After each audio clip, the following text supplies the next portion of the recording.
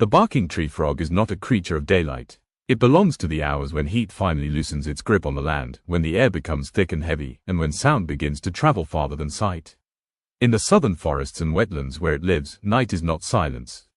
Night is conversation. Insects speak, leaves whisper, water moves, and above all of it, one sound rises deeper and stronger than the rest.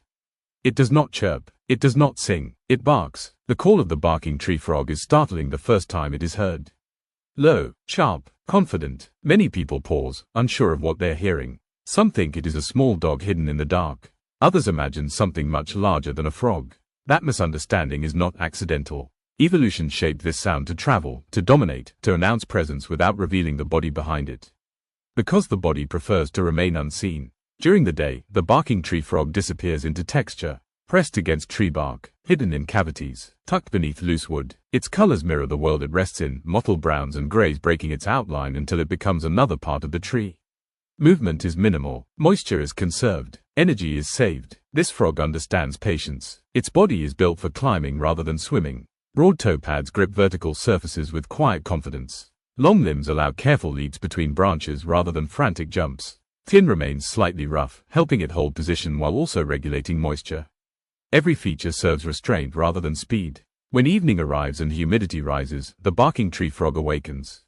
Not suddenly, gradually. Awareness returns first, then movement. It does not rush into activity. It listens. It waits for the forest to reach the right balance of sound and temperature.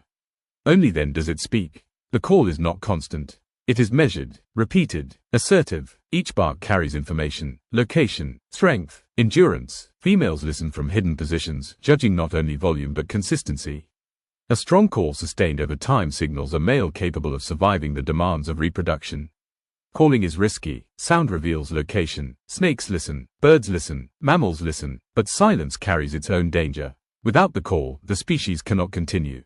The barking tree frog accepts this risk, placing the future of its lineage above individual safety. Breeding occurs in warm, shallow waters, temporary pools, flooded ditches, wetland edges, places that may not exist next season. Eggs are laid quickly, often in environments already beginning to disappear.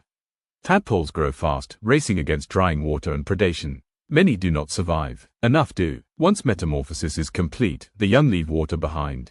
Life in the trees begins early. Climbing replaces swimming, listening replaces hiding. Each stage demands different skills, and failure at any point ends the story.